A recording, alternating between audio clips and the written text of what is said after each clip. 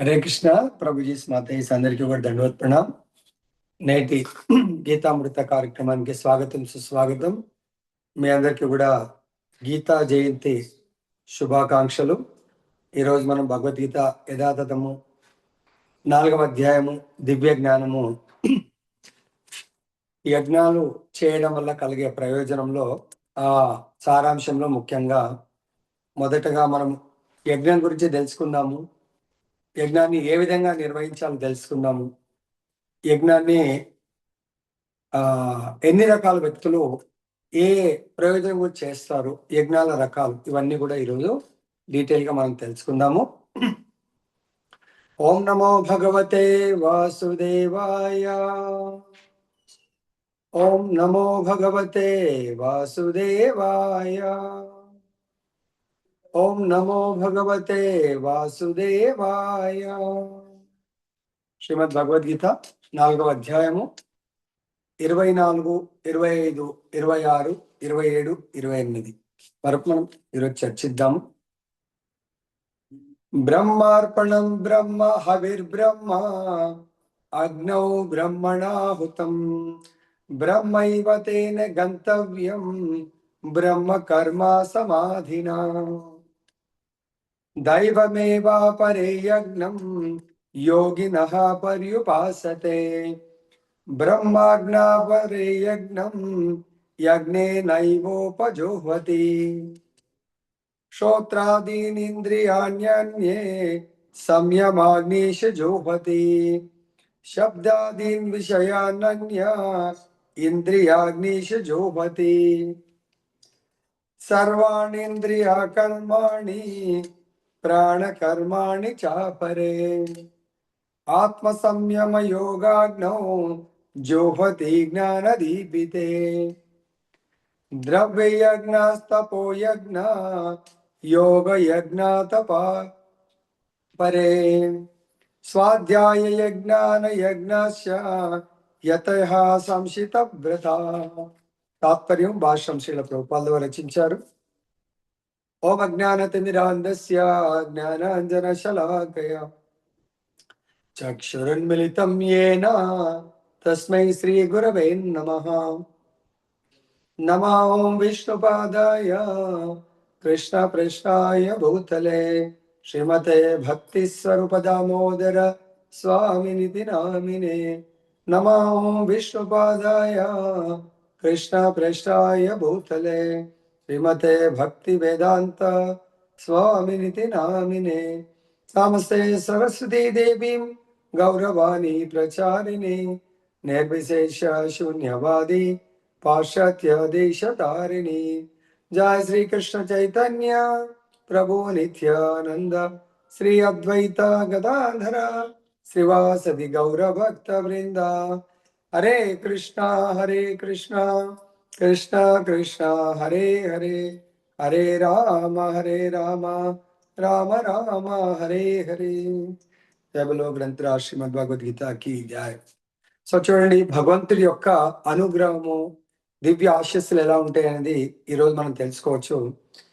ఈరోజు మనకు చాలా ఉన్నతమైన అద్భుతమైన రోజు, భగవద్గీత ఆవిర్భవించినటువంటి రోజు. ప్రతి మందిరంలో గీతా యజ్ఞాలు నడుస్తూ ఉన్నాయి. ఈరోజు మనకు సారాంశము యజ్ఞము గురించి తెలుసుకునేది, యజ్ఞాల యొక్క రకాలు, యజ్ఞం ఎవరు చేస్తారు, ఏ విధంగా చేస్తారు, దేని కొరకు చేస్తారు అనే విషయాన్ని మనము చర్చించబోతున్నాము. ముఖ్యంగా ఇక్కడ ఆత్మ జ్ఞానాన్ని భగవంతుడు ఇస్తున్నారు. స్వీకరించేది బ్రహ్మము, సమర్పించబడేది కూడా అదే ఆధ్యాత్మిక స్వభావము కలిగినటువంటిది.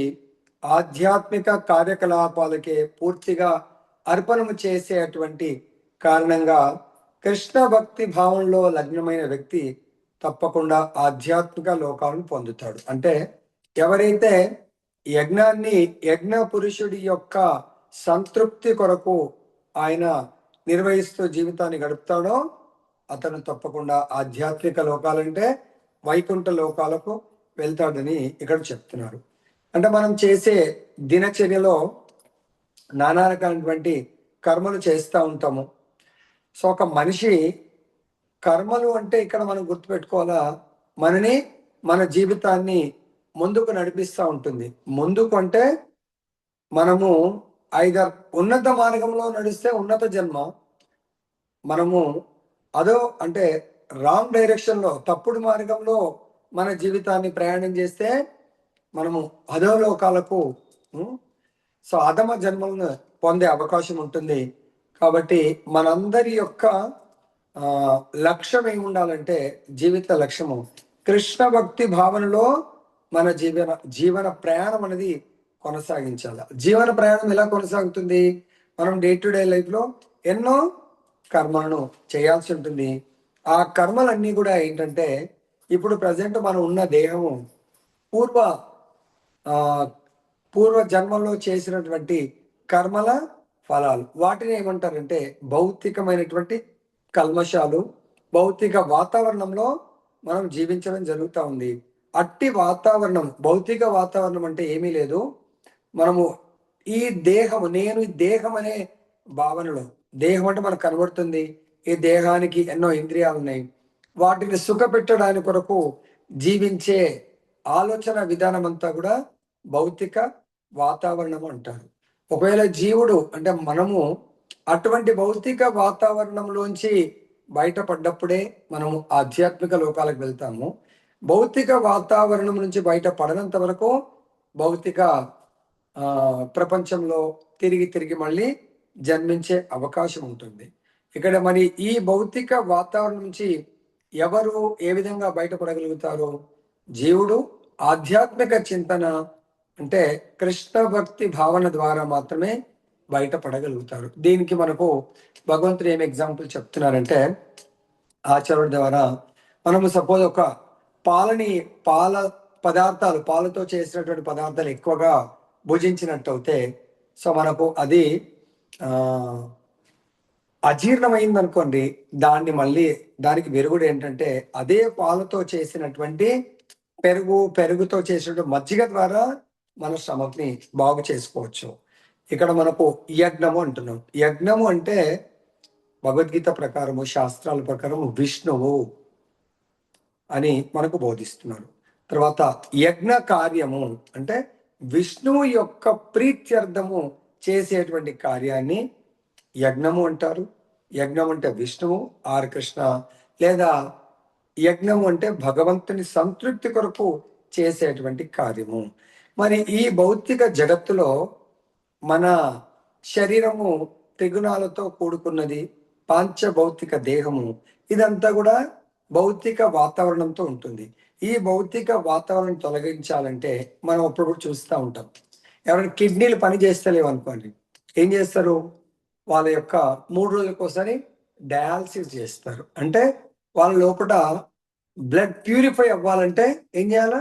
భౌతికంగా తీసి మళ్ళీ ప్యూరిఫై చేస్తూ ఉంటారు. అలా అదేవిధంగా మన లోపల ఉన్నటువంటి వాతావరణం, భౌతిక వాతావరణం అంటే నేను దేహము, ఈ దేహ సుఖాల కొరకే నేను జీవించాలి అనే వాతావరణాన్ని ఏమంటారంటే, ఎలాగైతే కిడ్నీలు పాడవుతే మన బ్లడ్ అది ప్యూరిఫై చేయలేకపోతుంది, కాబట్టి బయట ఎక్స్టర్నల్గా ప్యూరిఫై చేసినట్టుగా మన యొక్క చైతన్యాన్ని శుద్ధపరచాలంటే మనము కృష్ణ భక్తి భావన అనే డయాలసిస్ ద్వారా మాత్రమే మన చైతన్యాన్ని, భౌతిక వాతావరణాన్ని మనము ఆధ్యాత్మిక వాతావరణంగా మార్చుకోవచ్చు. దానికి ఏమంటారంటే బ్రహ్మం అంటే ఆధ్యాత్మికమని మనకు చెప్తున్నారు. అదేవిధంగా బ్రహ్మం అంటే మనం ఆత్మ ఆధ్యాత్మికము, భగవంతుడు కూడా ఆధ్యాత్మికము.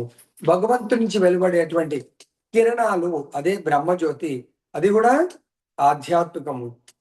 కాబట్టి ఇక్కడ మనకి చెప్తున్నారు, కొంతమంది ఏం చేస్తారంటే అది కూడా ఆధ్యాత్మికం కదా అని చెప్పేసి వాళ్ళు ఆ బ్రహ్మజ్యోతిలో లీనం అవ్వడానికి కొరకు వాళ్ళు అంటే భగవంతుడి యొక్క కైవల్యం గురించి కూడా ప్రయత్నం చేస్తూ ఉంటారు. దాని కొరకు ఏం చేయాలి? మనము ఆధ్యాత్మికం ఏది సాధించాలన్నా కూడా మనం అర్పణ చేయాలి. ఏం అర్పణ చేయాలా? మన దగ్గర ఉన్న వాటిని ఏ రూపంలో? దానాల రూపంలో సమర్పణ చేయాలా. అంటే ఇక్కడ మనం ఇచ్చేది ఆధ్యాత్మికం అంటే అది బ్రహ్మం అవుతుంది, తీసుకునేవాడు ఆధ్యాత్మికం అంటే అది కూడా బ్రహ్మం అవుతుంది.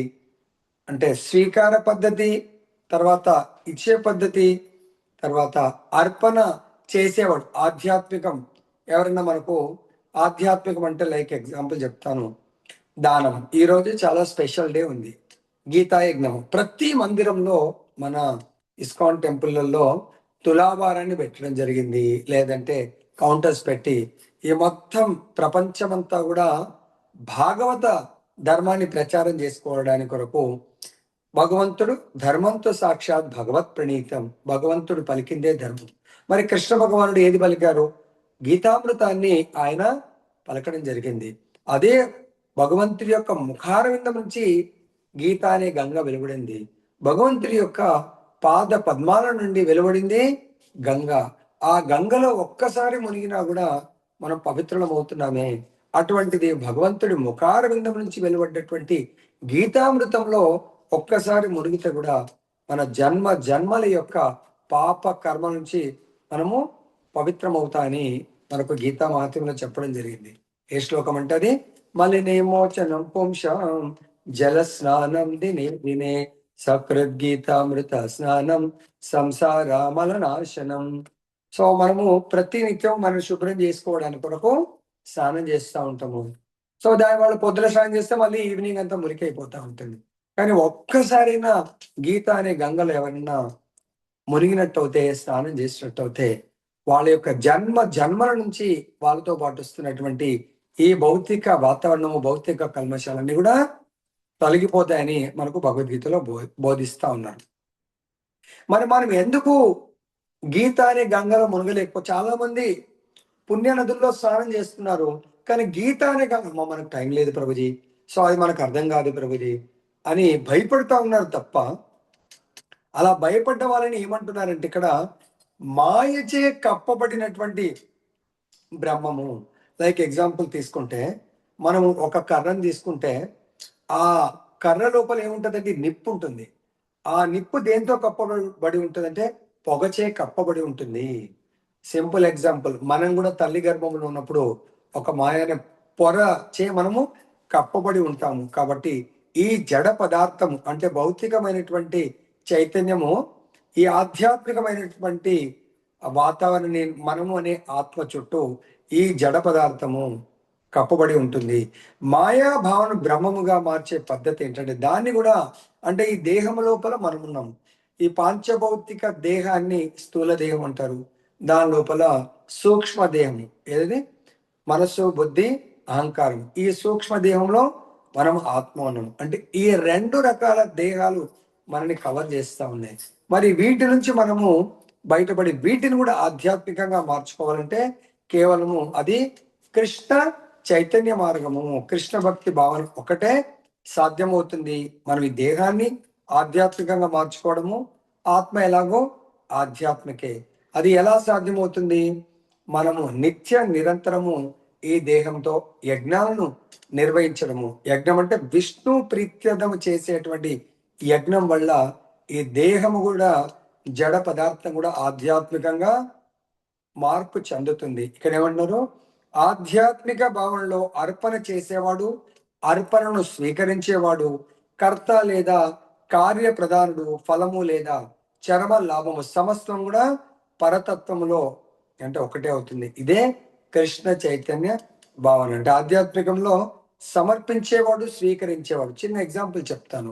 ఇప్పుడు నేను అన్నాను ఇది గీతా జయంతి రోజు. ఈ రోజు నేను ఒకవేళ ఎవరికన్నా భగవద్గీత సమర్పించాను అనుకోండి, నేను దేన్ని సమర్పిస్తున్నాను? స్వయం భగవద్గీతకు భగవంతుడికి తేడా లేదు. నేను భగవద్గీతను సమర్పిస్తున్నాను అంటే భగవంతుణ్ణి. అంటే నేను సమర్పించేవాడు ఆధ్యాత్మికం అయిపోతున్నాను. సమర్పించే వస్తువు ఏంది? సమర్పించేది భగవంతుడు. ఆ ఆధ్యాత్మికాన్ని అంటే భగవంతుడు ఆధ్యాత్మికం, మరి ఆ ఆధ్యాత్మికాన్ని స్వీకరించేవాడు కూడా ఆధ్యాత్మికంగా అంటే బ్రహ్మంగా మారిపోతున్నాడు ఇక్కడ. కాబట్టి మనం దానము చేసేప్పుడు చూడండి, ఇప్పుడు మనం ఏం తెలుసుకున్నాం? యజ్ఞం అంటే మనకు అర్థమైంది. యజ్ఞం అంటే విష్ణువు, తర్వాత యజ్ఞం అంటే విష్ణు ప్రీత్యర్థం నిర్వహించేది. మనం భగవత్ ప్రీతి నిర్వహించేది అంటే మనం ఏదో ఒకటి అర్పణం చెయ్యాలి. అర్పణం చేస్తున్నప్పుడు స్వీకరించడం. ఏం అర్పణ చేయాలా? విష్ణు ప్రీత్యర్థమైంది అర్పణ చేయాలి. ఈరోజు భగవద్గీతని మించినటువంటి అర్పణ ఇంకా వేరొకటి లేదు. ఇంకా ఏం చెప్తున్నానంటే ఇక్కడ, సో కొందరు అంటే మనం ఇక్కడ అర్పణ అంటే త్యాగం చేయాలా. సో ఎవరెవరు ఎటువంటి దాన్ని త్యాగం చేసి ఉన్నత ఫలాన్ని పొందుతారనేది మనకి ఇక్కడ చెప్తున్నారు. సో ఈ యజ్ఞానం చేసే వాళ్ళని ఏమంటున్నారంటే యోగులు. వీళ్ళందరూ కూడా యోగా అంటే ఏముంది, భగవంతుడితో సంబంధాన్ని ఎవరైతే ఏర్పాటు చేసుకుంటారో వాళ్ళని యోగులు అంటున్నారు. ఆ యోగులు దేని ద్వారా, యజ్ఞాలను సమర్పించడం ద్వారా. ఈవెన్ దేవతలు కూడా యజ్ఞాలు మనకు వేదాల ప్రకారము మనందరికి రికమెండ్ చేయడం జరిగింది. దేవతలను పూజిస్తారు దేని ద్వారా, యజ్ఞాల ద్వారా. తర్వాత ఆ పరబ్రహ్మాన్ని భగవంతుని కూడా హోమంలో, అగ్ని హోమంలో సమర్పిస్తారు యోగులు. దాన్ని మనం డీటెయిల్గా తెలుసుకుందాం. ఎటువంటి యోగులు ఉత్తమమైనటువంటి వాళ్ళు, దీంట్లో మనం భగవద్గీతలో కర్మయోగులు, జ్ఞానయోగులు, ధ్యాన యోగులు, భక్తి యోగులు. సో జ్ఞానయోగులు ముఖ్యంగా నిరాకార తత్వమే, నిరాకార తత్వం అంటే భగవంతుడి యొక్క బ్రహ్మజ్యోతిలో లీనమవ్వడానికి చేసేటువంటి యజ్ఞమే వాళ్ళు ఉత్తమ యజ్ఞంగా వాళ్ళు భావిస్తూ ఉంటారు. ఇక్కడ మనకు యజ్ఞాన్ని ఎవరి యజ్ఞం చేసినా కూడా, ఈవెన్ దేవతల కొరకు చేసినా కూడా వాళ్ళు డైరెక్ట్ ఆర్ ఇండైరెక్ట్ గా భగవంతుడికే ఆ యజ్ఞాలు సమర్పించబడుతుంటాయి. మరి ఈ యజ్ఞాల్లో ఏ విధంగా సమర్పిస్తారు, ఏం సమర్పిస్తారంటే లౌకిక భోగాలను అంటే భౌతిక భోగాలను, సంపత్తులను కోరుకొని చేసేటువంటి యజ్ఞాలు ఒక రకం అయితే, ఇంకొకటి ఏంటంటే దివ్యమైనటువంటి జ్ఞానాన్ని, భగవద్ జ్ఞానాన్ని పొందడానికి కొరకు చేసే యజ్ఞం ఇంకొక రకము. ఇక్కడ భగవంతుడి కొరకు అన్నప్పుడు కృష్ణ భక్తి భవనంలో ఎవరైతే ఆ భగవంతుని ప్రీత్యర్థము ఏం చేయాలండి, లౌకిక సంపత్తులు, భౌతిక భోగాలను పొందాలనుకునే వాళ్ళు కూడా వాళ్ళ దగ్గర ఉన్న సంపత్తిని వాళ్ళు సమర్పణ చేస్తారు యజ్ఞం కొరకు. ఇంకొక వర్గం వారు ఆధ్యాత్మికమైనటువంటి సుఖాలను అంటే భగవత్ ప్రీత్యర్థము, భగవంతుని యొక్క కృపను, కరుణను పొందడానికి కొరకు వాళ్ళు కూడా వాళ్ళ దగ్గర ఉన్న వాటిని సమర్పిస్తారు. ఇంకొకరు ఏంటంటే నిరాకారవాదులు. వాళ్ళు నిరాకార బ్రహ్మంలో లీనం అవ్వడానికి ఏం సమర్పిస్తారంటే తమను తాము సమర్పించుకుంటారు. తన వ్యక్తిత్వాన్ని వాళ్ళు త్యాగం చేస్తారు. కొందరేమో వాళ్ళ ధనాన్ని త్యాగం చేస్తారు. అంటే మనం ఎగ్జాంపుల్ తిరుపతికి వెళ్తారు. తిరుపతికి వెళ్ళి ఏదో బిజినెస్ స్టార్ట్ చేయాలనుకుంటారు. భగవంతుడికి కొంత హుండీలో సమర్పించి, ప్రభు ఈ బిజినెస్ సక్సెస్ చేయండి, నెక్స్ట్ ఇయర్ సక్సెస్ అవుతాయి, ఈసారి 1000 వేస్తే next year double, triple, 4 times వేస్తానంటారు. అంటే ఆయన లౌకిక సంపత్తులను కోల్పోయి. ఇంకొకరు ఇంకా ప్రభుజీ ఇంకా భగవంతుని, సో ప్రభు ఇక నాకు ఈ జీవితమే వద్దు, ఇంకా ఈ దేహం ఉంటేనే కదా అన్ని సుఖ దుఃఖాలు, కాబట్టి ఈ దేహాన్ని మీకు సమర్పిస్తాను, నాకు మీ యొక్క బ్రహ్మజ్యోతి నేను అత్యంత ఉన్నతం అనుకుంటున్నాను, అది దాంట్లో నాకు స్థానం కల్పించండి అని వేడుకుంటా ఉంటారు భగవంతు. వాళ్ళ వ్యక్తిత్వాన్ని, ఇంకా వాళ్ళకు దేహం కోరుకోరు అన్నట్టు.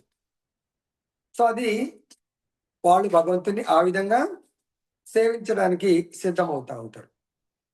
తర్వాత ఈ భౌతికమైనటువంటి భోగాలు, ఆ అభిరుచులు కలిగినటువంటి వ్యక్తులు వాళ్ళు కూడా ఇష్టమైనట్టు కాదు, వైదిక సాంప్రదాయం ప్రకారం అక్కడ ఏదైతే రికమెండ్ చేయడం జరిగిందో ఆ కర్మలను వాళ్ళు ఆ శాస్త్రాలను ఆధారంగా చేసుకొని, తర్వాత ఆ యజ్ఞ నిర్వాహకుల యొక్క గైడ్ లైన్స్ లో ఈ దేవత రూపాలన్నింటినీ వాళ్ళు అర్చన చేస్తూ ఉంటారు. కానీ ఇక్కడ శాస్త్రం ఏం చెప్తుందంటే దేవతల వల్ల, దేవతల యజ్ఞాల వల్ల వచ్చేటువంటి ఫలితాలన్నీ కూడా తాత్కాలికము. అంతేకాకుండా ఎవరైతే నిరాకార బ్రహ్మంలో కూడా తమ వ్యక్తిత్వాన్ని, వ్యక్తిత్వం అంటే నాకు ఇంకా నెక్స్ట్ శరీరం ఉండకూడదు, రూపం ఉండకూడదు, ఆ రూపాన్ని వాళ్ళు భగవంతుడి యొక్క ఆ హోమంలో త్యాగం చేయాలనుకుంటా ఉంటారు. కాబట్టి అటువంటి వాళ్ళు తమ భౌతిక ఉపాధులను, వ్యక్తిత్వాన్ని, సర్వస్వాన్ని ఆ భగవంతుడి యొక్క నిరాకార బ్రహ్మవాది, నిరాకార బ్రహ్మంలో అనే యజ్ఞగుండంలో సమర్పిస్తారు. బ్రహ్మాగ్నిచే దహింపబడే వ్యక్తిత్వమే ఆహుతి.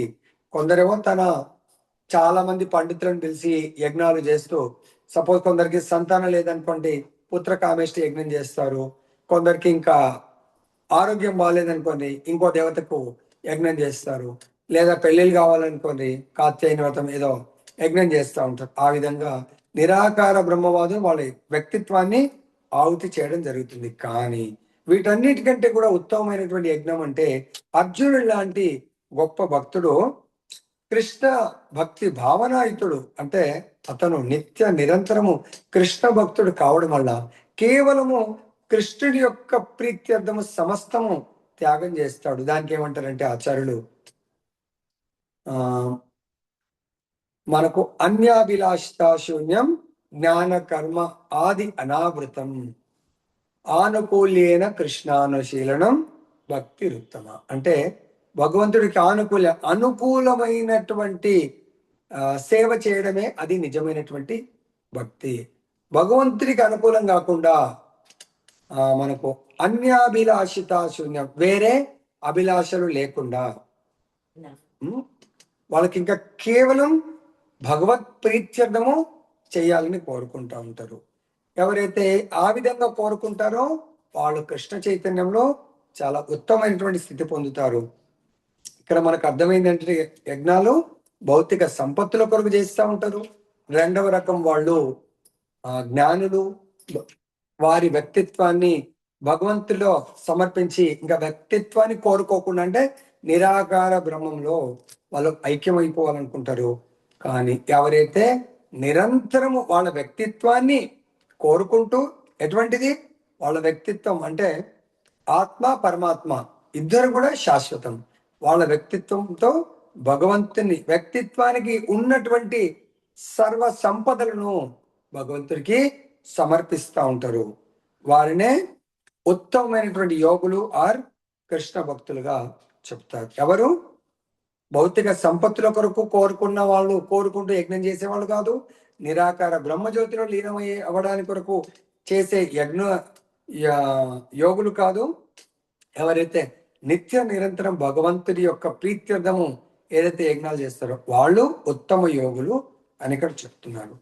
ఇక్కడ మనకు భగవంతుడు ఈ సొసైటీని 4 రకాలుగా విభజించారు. మరి ఆ 4 రకాలటువంటి స్పెషల్గా 4 వర్ణాలు, 4 ఆశ్రమాలు. చాతుర్వర్ణమయ సృష్టం గుణకర్మ విభాగశ.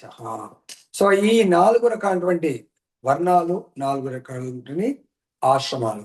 ఆశ్రమం అంటే మనము జన్మించినప్పటి నుంచి 4 దశల నుంచి మనం కనబడతా ఉంటాయి. కొందరు 4 దశల్లోకి వెళ్ళొచ్చు, కొందరు 2వ దశలోనే ఆగిపోవచ్చు. చూస్తాం మనం ఇక్కడ. నిష్ఠాపరుడైన బ్రహ్మచారులు శ్రవణ కార్యాన్ని, ఇంద్రియాలను మనోనిగ్రహం అనే అగ్నిలో హోమం చేస్తారు. కాగా ఇతరులు సక్రమమైన గృహస్థులు ఇంద్రియ విషయాలను ఇంద్రియాలనే అగ్ని హోమంలో వేస్తారు. అందరూ కూడా హోమం చేయాల్సిందే, యజ్ఞం చేయాల్సిందే. ఇక్కడ ముఖ్యంగా 2 గురించి చెప్తున్నారు, బ్రహ్మచారులు, గృహస్థులు. కానీ భగవంతుడు చెప్పిన ప్రకారము 4 ఆశ్రమ సభ్యులు ఉన్నారు. 1 బ్రహ్మచారి, 2 గృహస్థ, 3 వానప్రస్థుడు, 4 సన్యాసి. అందరు కూడా పరిపూర్ణమైనటువంటి యోగులు కావడానికి భగవంతుడు మనకు భగవద్గీతను, భాగవతాన్ని ప్రసాదించడం జరిగింది. కానీ మనం ఇక్కడ భగవంతుడు చెప్తున్నాడు, మనకు జంతువులకు తేడా ఏంటనేది మహాభారతంలో చెప్పడం జరిగింది. ఏంటది? ఆహార నిద్ర భయమైతునం చ సమజ్ఞమేతత్ పశుభిర్నరాణాం ధర్మో హితేషో అధికో విశేష ధర్మేణ హీన పశుభిః సమాన.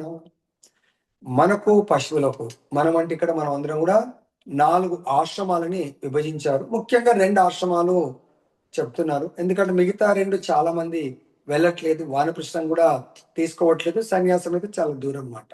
బ్రహ్మచర్య గృహస్థాశ్రమం అయితే వద్దన్నా కూడా కనబడతా ఉంటుంది. సో ఇక్కడ ఏమన్నారంటే మనకు ఆహార నిద్ర భయ మైథునం చ, భుజించడానికి, నిద్రించడానికి, మైథున సుఖం అనుభవించడానికి, తనను తాను రక్షించడానికి కొరకు ఈ 4 పనులకైతే మనందరము 80 లక్షల జన్మలు మనం దాటాం. ఆ 80 లక్షల జన్మల్లో ఈ 4 పనులే చేశాం. మరి వాటి వాసన వల్ల మానవ జన్మకు వచ్చి కూడా మనము మన యొక్క మానవ జన్మ పరిపూర్ణత్వాన్ని, పరమ లక్ష్యాన్ని పొందకుండా అదే పని చేస్తే మనకి ఇందాకేమనుకున్నాం, ఉద్ధరణ కాదు అధోగతి, మనకు మళ్ళీ జంతు జన్మలోకి నెట్టివేయబడడం జరుగుతుంది. కాబట్టి మనం ఏం చేయాలి? ఇక్కడ ప్రహ్లాదుడు చెప్తారు ఎప్పుడు స్టార్ట్ చేయాలా ఈ యొక్క భగవంతుడి యొక్క భక్తియుక్త సేవ అనేది. కౌమారే ఆచరత్ ప్రజ్ఞో ధర్మాన్ భాగవతాన్ ఇహ దుర్లభం మానుషం జన్మ తత్ అపి అధ్రువం అత్తదం. ప్రహ్లాదుడు చెప్తున్నాడు కౌమారే ఆచరత్. కౌమార అంటే 5 సంవత్సరాల మినిమం 5 సంవత్సరాల ప్రాయం నుండి ఈ యొక్క ఈ యజ్ఞము భగవంతుడికి అర్పణం. మనం వచ్చామే త్యాగం చేయడానికి, భోగించడానికి. మనుష్య జన్మ ఇవ్వలేదు. వేరే పశువు పక్షులు క్రిమికీటకాలు జలచరాలు భోగించడానికి జన్మ తీసుకున్నాయి, కానీ వాటిని చూస్తే అవే భోగించట్లేదు. సపోజ్ ఒక ఆవును తీసుకున్నాం అనుకోండి, ఆవు భోగిస్తుందండి. సో ఆకులు అలములు గడ్డి తిని మనకు దాని నుండి వెలువడే ప్రతి ఒక్కటి మన జీవనాధారము. చెట్టు ఉందండి, చెట్టు ఏం భోగిస్తుందండి? గాలి నీరు వెలుతురు ప్రకృతి నుంచి తీసుకొని మనకు గాలిని ఇస్తుంది, మనకు పళ్ళనిస్తుంది, పుష్పాలను ఇస్తుంది. ఆ విధంగా మనము ఎన్నో రకాలుగా జీవజాతుల నుంచి మనం లాభాన్ని పొందుతున్నాం. మరి అవ్యమో త్యాగం చేస్తుంది. మనకు వాటి నుంచి నిజమైన వాసన ఏంటంటే త్యాగ వాసన రావాలి. అవి వాటి జీవితాన్ని త్యాగం చేస్తూ ఉంటాయి. మనం కూడా భగవంతుడి యొక్క భక్తిలో ముఖ్యంగా బ్రహ్మచర్యంలో ఉన్నప్పుడు త్యాగాన్ని మనము నేర్చుకోవాలి. త్యాగం అంటే ముఖ్యంగా తపస్సు. మన శరీరంతో తపస్సు, మన దగ్గర ఉన్నటువంటి ధనంతో తపస్సు, మన దగ్గర ఉన్నటువంటి బుద్ధితో తపస్సు. దానికి ఏం చెప్తారంటే ఆచార్యులు తన్ మన్ ధన్. శరీరంతో భగవత్ సేవ చేయాలి, మనసుతో సేవ చేయాలి, మన దగ్గర ఉన్నటువంటి ధనముతో కూడా సేవ చేయాలి. బ్రహ్మచారిగా ఉన్నప్పుడు ముఖ్యంగా భగవంతుడు కలియుగంలో గొప్ప యజ్ఞాన్ని మనకు చెప్పడం జరిగింది. ఏంటంటే అది హరిర్నామ హరిర్నామ హరిర్నామైవ కేవలం కలో నాస్తేవ నాస్తేవ నాస్తేవ గతిరన్యత. కలియుగంలో ద బెస్ట్ యజ్ఞ హరినామ సంకీర్తన యజ్ఞము. హరిర్నామ హరిర్నామ హరిర్నామైవ కేవలం. హరినామము హరినామం హరినామం తప్ప వేరే మార్గం లేదు, వేరే మార్గం లేదు, వేరే మార్గం లేదు. దేని కొరకు? భగవంతుడి యొక్క యజ్ఞాల్లో ఉత్తమమైనటువంటి యజ్ఞం. మరి ఆ ఉత్తమమైనటువంటి యజ్ఞం ఎవరు నిర్వహిస్తారు? ఉత్తమమైనటువంటి యోగులు. దేని కొరకు? భగవంతుడి యొక్క లోకాన్ని చేరుకోవడానికి. దాంట్లో మనకేం చెప్తున్నారు? మరి కలియుగంలో యజ్ఞాలు చేయడం అంటే దేని ద్వారా? శ్రవణ, గీతా శ్రవణ యజ్ఞము, భాగవత శ్రవణ యజ్ఞము, కీర్తన యజ్ఞము. ఇందాక మనం 6 నుండి ప్రతి టెంపుల్లో నిర్వహిస్తూ ఉన్నారు. 6 నుంచి 7:35 వరకు ఏ యజ్ఞం చేసామంటే గీతా యజ్ఞం చేసాము. గీతా పారాయణ యజ్ఞం మనం ప్రారంభించాం. ముఖ్యంగా భగవద్గీత 3 యోగాలుగా డివైడ్ చేయబడుతుంది. ముఖ్యంగా ఒక్కోస్ 4 ఉన్నాయి. 1 to 6 కర్మయోగము, 6వ అధ్యాయంలో ధ్యాన యోగం కూడా ఉంది. 7 నుంచి 12 భక్తి యోగము, 13 నుంచి 18 వరకు జ్ఞానయోగం. మనం ఆల్రెడీ 7th నుంచి మనము భక్తి యోగాన్ని ప్రారంభించాము. అంటే ఇది స్వాధ్యాయనము, అంటే పారాయణం చేయటం అన్నట్టు. ఇక్కడ ఆచార్యులు చెప్పిన అందు గురించే భగవంతుడి యొక్క మహిమలను శ్రవణ కీర్తనలో మన జీవితాన్ని మనము గడపాలి. ఆ జీవితాన్ని మనం దాని కొరకు ఉపయోగించాలి.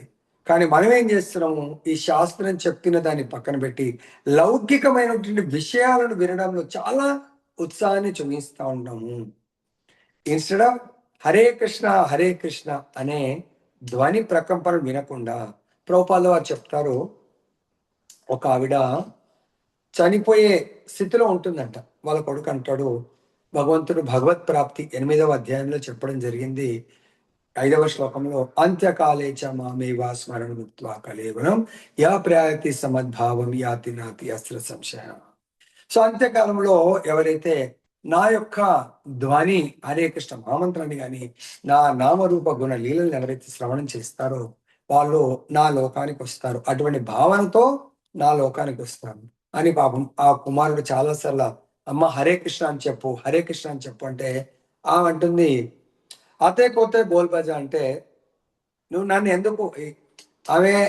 నన్ను ఎందుకు సతాయిస్తావు అంటున్నది తప్ప హరే కృష్ణ అని అనలేకపోతుంది అని ప్రభుపాద వారు చెప్పడం జరుగుతుంది. మన పరిస్థితి కూడా ఎన్నో విషయాల్లో టీవీలో చూస్తూ ఉంటాము, వేరే వేరే విషయాలు.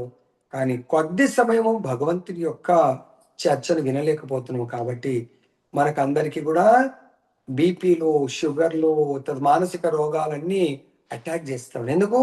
ఆ విషయాలు, ఆ ధ్వని ప్రకంపనల వల్లనే. ఒకవేళ మీరు అలవాటు చేసుకొని చూడండి, భగవంతుని యొక్క నామరూప గుణ లీలలను శ్రవణం చేయడం. ఇది ఎప్పుడు సాధ్యమవుతుందండి? బ్రహ్మచర్యంలో ఉన్నప్పుడు మన పిల్లలందరికీ కూడా తప్పకుండా, ఎలాగైతే ఈ రోజుల్లో ఫారిన్ కంట్రీస్ లో భగవద్గీత తప్పకుండా ఒక సబ్జెక్ట్ చేస్తా ఉన్నారు. మన భారతదేశంలో దురదృష్టం చేయలేకపోతున్నారు. కొన్ని కాలేజీలో చేయలేకపోతున్నారు, యూనివర్సిటీలో చేయలేకపోతున్నారు. మన ఇంట్లో ఉన్న మన పిల్లలకు చెప్తాం, లేదు నాన్న నువ్వు తప్పకుండా ఒక హాఫ్ అన్ అవర్ అటెండ్ చేయవలసిందే.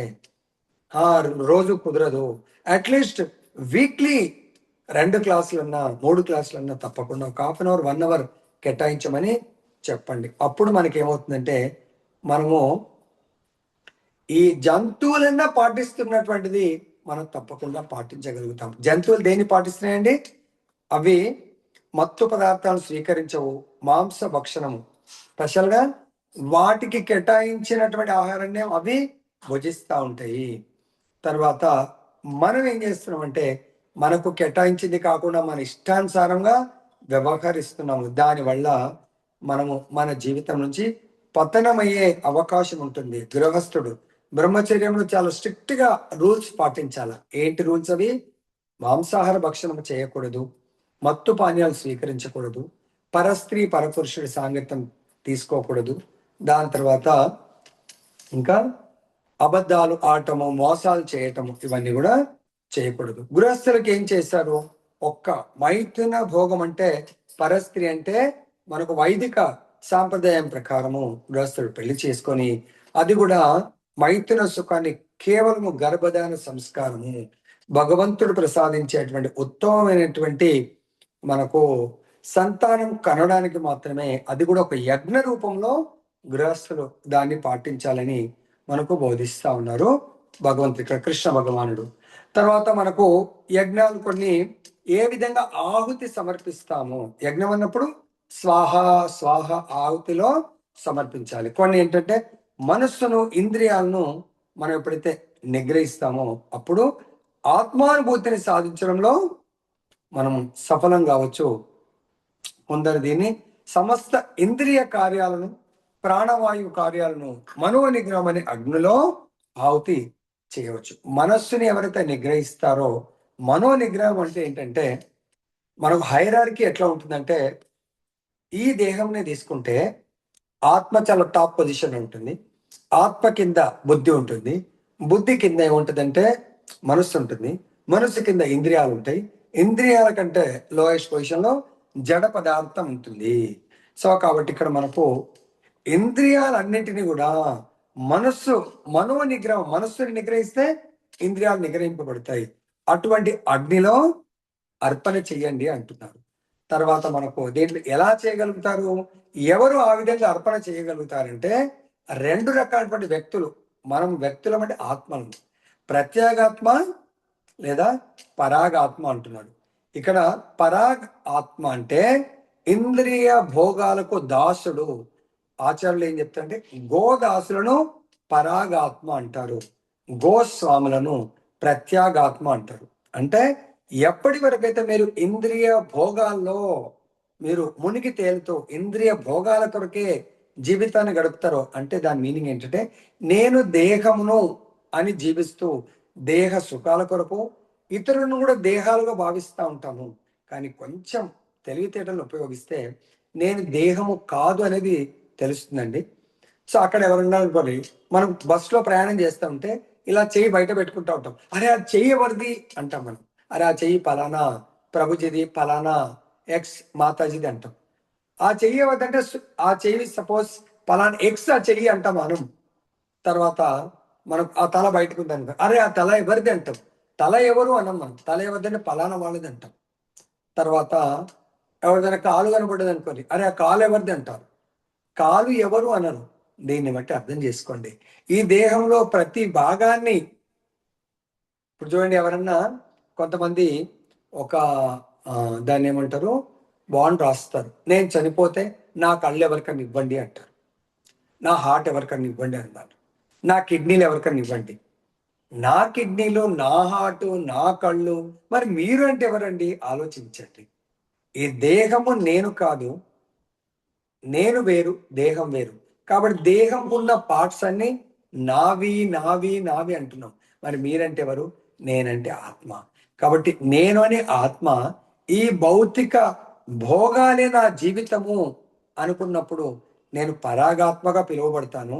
లేదు, నేను భౌతిక భోగం కొరకు కాదు, ఆధ్యాత్మికమైనటువంటి ఆనందం కొరకు, ఆధ్యాత్మికం అంటే భగవంతుని సేవించడానికి కొరకు నా జీవితం నేను అంకితం చేస్తాను అని ఎవరైతే జీవిస్తూ ఉంటారో వాళ్ళనే ప్రత్యేగాత్మ అంటారు.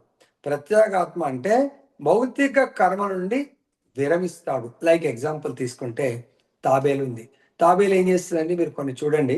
దానికి అవసరం ఉన్నప్పుడే కాళ్ళను అలా అలా ముందుకు నడిపిస్తూ తల ముందుకు తీస్తుంది. తనకి ఏదైనా ఆహారం కావాలనుకున్నప్పుడు తీసుకుంటుంది. ఆహారం భుజించిన తర్వాత యాజ్ ఇఫ్ ఎవరైనా చూస్తే, చిన్నపిల్లలు చూస్తే, పెద్దోళ్ళకి తెలుసు, ఇంక కాళ్ళు చేతులు ఏమీ లేవా నాన్న, ఏదో పైన జస్ట్ అది గట్టి కవర్ లాంటిది కనబడతా ఉంటుంది. అది ఒక జీవిలాగా అనిపించదు, జడ పదార్థం లాగా ఉంటుంది తాబేలు.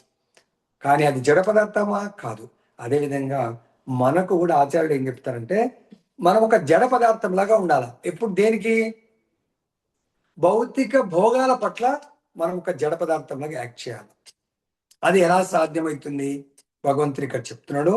మనకు ఈ దేహానికి ఎట్లయితే తాబేలో అక్కడ కొంచెం దూరంలో దాని ఆహారం ఉందనుకొని చూస్తుంది కళ్ళుతో, అప్పుడు ఏం చేస్తుంది? కాళ్ళని చేతులను టక్కన బయటకు తీస్తుంది, అలా స్విమ్మింగ్ చేస్తుంది కదలకుండా మెల్లగా. తలని టక్కన అప్పటివరకు తలని మెల్లగా తీసి టక్కన దాన్ని ఆ పదార్థాన్ని తీసుకుంటుంది. ఆహారం అందంగానే మళ్ళీ అన్నిటిని ముడుచుకుంటుంది. వేరే పాపం చిన్న చిన్న క్రిమి కీటకాలు ఏం చేస్తాయి? ఎవరు లేరు అంటే కదలిక ఉండదు అని దాని ముందుకు వస్తుంది అన్నట్టు. ముందుకు రంగన అబ్బా ఆహారం దగ్గరకు వచ్చిందని మళ్ళీ కాళ్ళు చేతులు తీసి అది ఆహారం తీసుకుంటాం. అదే విధంగా ఇక్కడ మనకి ఏం చెప్తారు? కళ్ళు భగవద్ దర్శనం కొరకు కళ్ళు ఓపెన్ చేయాలంట. చెవులు మనం భగవంతుడి యొక్క శ్రవణ అంటే భగవంతుడి యొక్క నామరూప గుణాలు వినడానికి చెవులు మనం ఉపయోగించాలి. ముక్కును భగవంతుడికి అర్పించినటువంటి పుష్పాలను, తర్వాత తులసిని స్మెల్ చూడడానికి ఉపయోగించాలి. స్పర్శ మనం భక్తులని ఆలింగనం చేసుకోవడానికి లేదా భగవంతుడి చరణాలను స్పృశించడానికి మాత్రము మన యొక్క ఈ చర్మాన్ని ఇంద్రియాలను ఉపయోగించాలని మనకు బోధిస్తూ ఉన్నాం.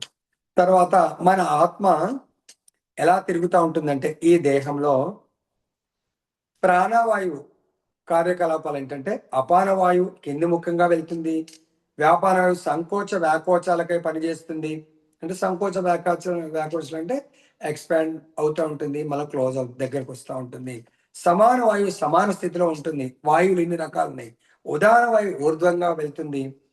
సో ఈ యొక్క విషయాలన్నింటినీ మనిషి ఒకవేళ గ్రహించినట్టయితే అవి మనకు ఆత్మానుభూతి అంటే నేను ఆత్మనే అనుభూతి మనకు అన్వేషణలో అవి ఉపయోగపడతాయని మనకు చెప్తున్నారు. నెక్స్ట్ ఫైనల్ గా మనం తెలుసుకునేది ఏంటంటే యజ్ఞాలు ఎన్ని రకాలు. మనమే మనుషులందరము రకరకాల మనుషులు రకరకాల యజ్ఞాలను నిర్వహిస్తూ ఉన్నారు. ఆ ప్రతి యజ్ఞము కొన్ని కఠినమైనటువంటి వ్రతాలతో కూడుకొని ఉంది. ఏంటవి? నేను చాలా కష్టపడి సంపాదించాను, దాన్ని యజ్ఞంలో అర్పణ చేయాలంటే నాకు మనసు వస్తుందా? ఎప్పుడు వస్తుంది? నేను 1000 రూపాయలు పెడితే 10,000 వస్తుందంటే దాన్ని అర్పిస్తాను. ఆ విధంగా సంపత్తులను అర్పించడం ద్వారా, తర్వాత ఇతరుల తీవ్రమైన తపస్సులు చేయడం ద్వారా, అష్టాంగ యోగ పద్ధతి సాధన చేయడం ద్వారా, లేదా ఆధ్యాత్మిక జ్ఞాన ప్రగతి కొరకు వేదాధ్యయనం చేయడం ద్వారా ఇన్ని రకాలైనటువంటి యజ్ఞాలు ఉన్నాయి ఇక్కడ. సో ఇక్కడ మనము ఆ యజ్ఞాల్లో రకాలు ఏంటంటే నంబర్ 1, చాలా డబ్బు గల్ల వాళ్ళు ఏం చేస్తారంటే చాలా కష్టపడి సంపాదించారు. ఇది అందరూ చేయలేరండి. యజ్ఞం చేయాలంటే వాళ్ళు పెద్ద మనసు కూడా ఉండాలి. తర్వాత వాళ్ళు తపస్సు చేయాలనే వాలంటరీ వాళ్ళకు మనసు ఉండాలి. నంబర్ 1 ద్రవ్యమయ యజ్ఞం అంటారు. అది ఎవరు చేస్తారు?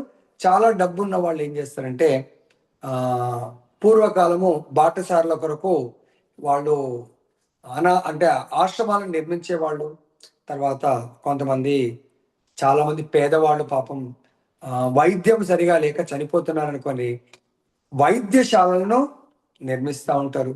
పూర్వకాలం రాజులు, ధనికులు ధర్మశాలను నిర్మించేవాళ్ళు, అన్నసత్రాలను నిర్మించేవాళ్ళు, అతిథిశాలను నిర్మించేవాళ్ళు, అనాథ శరణాలను నిర్మించేవాళ్ళు, విద్యాలయాలు నిర్మించేవాళ్ళు, తర్వాత వైద్యశాలను నిర్మించేవాళ్ళు. ఇవన్నీ కూడా పేదలకు అన్నదానం జరుగుతుంది.